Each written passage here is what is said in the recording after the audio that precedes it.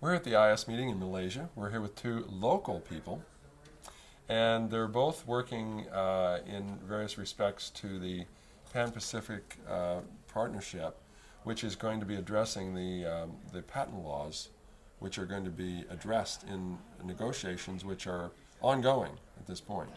So FIFA and Edward, let's start with FIFA because you have the most of the details of this, and you can explain it to our audience of what it is we're looking at here. So the Trans-Pacific Partnership Agreement has 12 countries negotiating. It's led by the United States, and basically it's going to make medicines more expensive. That's the basic form of it. So we have lots of patent extensions. We have information about the medicine being more difficult to reach generic companies, so generic companies can't produce the medicine. So that's basically what's happening, and our medicines are going to get more expensive. And it's not only us, because in the agreement there are 12 countries, so it's Brunei, it's Vietnam, it's Singapore. Now, you would be considered middle-income countries? Yes, middle income. Which is why we're having these negotiations in the first place. Well, you think you have enough money to pay for them. That's right, we are. But it will, so let's look at it from the standpoint of unintended consequences, if we can look at it that way. It will mean if the medicines do become more expensive, if that happens, there'll be less people will get the medicines. Yeah, that's what I worry about. As it is, Malaysia pays some of the most expensive medicine prices in the region because of just really bad procurement policy. But after the TPP, it's going to be much, much worse. For Coletra, for example, which is the second-line medicine, we pay the most expensive prices in the region. We, in fact, pay much more than Brazil and other countries outside the region as well. And after the TPP, we expect that the government will subsidize, but for less people. So it doesn't reach. It doesn't. We can't ever achieve a universal access then. Your government probably has to take care of other issues. That do you do anything with housing? And there must be other collateral expenses. Testing is another thing that's going to cost as well. So all of these expenses have to be factored in, and less people will get access. We have Edward here as an example, and you're wanting to talk on behalf of you and your wife, who are living with the third generation. Can you explain that? Yeah, of course. As you know, that not just only testing cost is affected, the expenses and so on. But medicine is one of the second highest budgets for this house income. So some people, they are like, especially civil societies, families of 2 kids, and they're paying 2 months already to buy 1 month's medicine supply, according to a study using the WHO module. And the impact of this ongoing trade negotiation, especially is this trip plus provisions. So the price will be increased, being the monopolies and of the drug company. So, and the governments are not responsible for the high price of the medicine. They only can buy the cheaper version of generic medicines to use for the first line regimen. As far as I've been in treatment for almost 8 years, I'm still on the first lines and subsidized by the governments. But my wife has been in treatment for 10 years, but she's on third line regimens, which is not in the government's policy. So you have to pay for that out of pocket, or a percentage? For first lines, it's 3 drugs, and government will subsidize for free because the medicine is still cheap.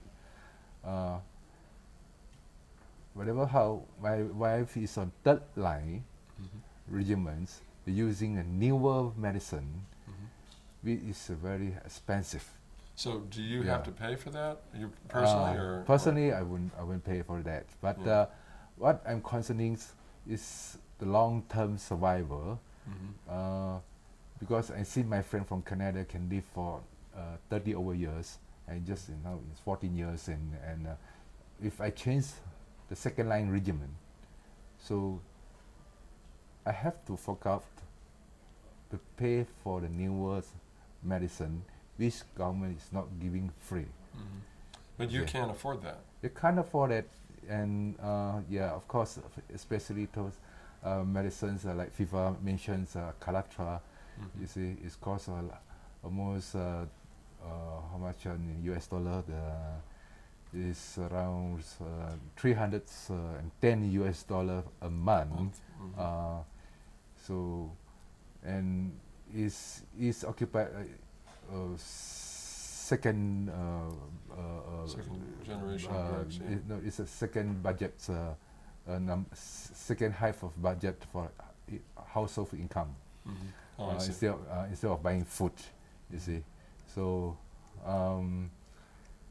this is the matter of life and death in long-term survival. So because I have 2 young kids, I have to look after and to grow them up and see them. They're going to be study until university and get married, and so. Well, the children need their parents. Yes, of course. Yes, I mean there's no question about that. Yeah. Do you have any provision for patient assistance programs direct from pharmaceutical companies? Well, at the Malaysian AIDS Council, we have something called a PAL scheme for second line, but it's very limited. We don't have enough money to pay for second line, because second line's not subsidized. First line is, but not second line, and we have a little thing where we can pay for their medicines, but it's very, very limited. So you have a small pot, and you have to small decide pot. who gets what. Yes, and it's really unfair. No, I'm just, that's what I was guessing, is something like that. Yes. But I mean, I just can't imagine that there isn't a way. You know, it really has to be, I mean, that you should be able to get what you need. I mean, you can't, you're on first line medicines for how long was that? It's 8 years. 8 years. Yeah. See, and I know that the history that we've learned is that, you know, that's something you should be moving away from it in that kind of time zone. You shouldn't have to extend that kind of time with those first-line medicines. I understand that they're really cheap, but the government needs to be thinking about what's really appropriate. And if we have drugs that are going to work more effectively and keep you productive. Now, are you able to work? Are you able to go to a job? Because that's the other thing, is if you're sick because the first-line meds, you don't get to go to work. And I think a lot of the drugs that are on, a lot of the third-line drugs are very accommodating. They can be a lot more easy to take. Yes. You know, you don't have as many side effects, and so forth. And they probably are. The other thing is, are the drugs, the other question is to make sure that you're tested so that the drugs that you're going to be moving to are going to be effective. That's the other thing. So there is the testing that they will do, right? Okay. Yeah, and under the agreement, what's even scarier is that even diagnostic and therapeutic method can be patented, so the prices for that is going to get higher as well.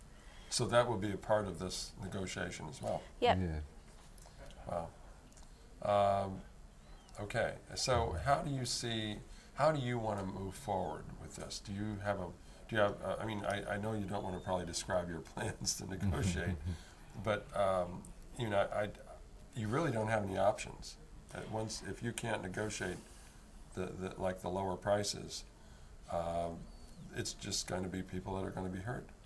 Yeah, I think so. And what we're still trying to say, and our Minister of International Trade actually said if medicine prices go up, we won't sign the Trans-Pacific, which I really hope he's actually not just saying that. I really hope he means it, because it's scary. It's really scary how medicine prices are going to be affected. And what I'm going to go on with the negotiators is just, look, Minister said it, medicine prices goes up, this is going to happen, and we've got evidence from the past FTAs, the past free trade agreements. So how are the other countries positioned? Much the way you are, as far as decisions and so on? I think there are some countries that are much stronger than our stronger position. In terms stronger in terms of protecting their citizens' right to medicines. But there are some other countries which have a really pro-big pharmaceutical company approach. So there's a push and pull, and we don't know where it's going to go at the moment because it seems quite evenly matched. I mean, it seems, we know that the pharmaceutical companies want to get their money back out of the drug development and all that, but it really has to be immediate out in a way that is affordable and that we're not going to damage the health of a nation or individuals in that nation. That's very important. Absolutely, and I think what they're going for now is to patent it forever, because that's what is being proposed, evergreening. They call it evergreening, where you can literally add a new ingredient and it becomes another 20-year patent. So it's prices high Kind forever. of a bit devious. Yes. A bit devious. A lot devious. A lot devious. Do you feel like we've covered the subject sufficiently? Because I want to make sure that we've covered every aspect of it that is important for you to, because I think this is an important subject. Yeah, Very I think important subject. we have. How about you? Yes, yes. You didn't say that your wife pays 1,600 ringgit. Yes, because my wife have been participated one clinical trial. The drug using is called darunavir, made by Johnson & Johnson. So after this trial, Concluded. Yes, the post trial, so the drug company is still giving free to continue these regimens to survive until this drug company going to be commercialized. So until it becomes deliverable or commercialized, you're going to be getting the free drug. But at that point, you're going to have to pay $300 a month? Yes, in US dollars. I mean, you might as well say it in ringgits because a lot of what we're going to be delivering this message to is people in this part of the country. So it's 1,600 ringgit, which is about more it's than divided by 3. It's how much is that? 450? $450 American dollars a month. A month. I don't know what your economic scales are here, but that seems like a lot of money. For people that are watching their income and their food, and they have to pay rent and. Yeah, and household income here is 1,300 American dollars a month. Household income. On average. So, and that's average. Yeah, that's average. Wow. Well, Edward and Thiva, I really appreciate your spending the time with me. It's sad to hear this kind of discourse, but I'm on your side. I want to see success, and I want to see a better outcome for your country and for the other countries. Thank you very much. Thanks so much. Thank you. Thank you. Have a good day and a good video.